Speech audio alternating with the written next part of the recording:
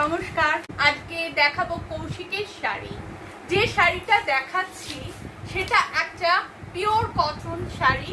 সেই শাড়ির ওপর অ্যাপ্লিকের কাজ করা আছে।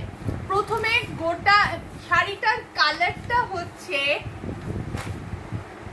পিচ কালার, জাস্ট একটু ডার্ক পিচ কালার।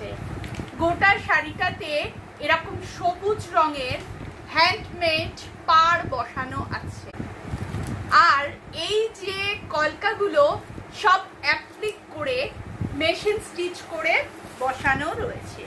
এই যাচ্ছে হচ্ছে শাড়িটার আঁচল। এইটা হচ্ছে আঁচলের পরের অংশ। এইটা হচ্ছে শাড়িটার পাড়ের অংশটা।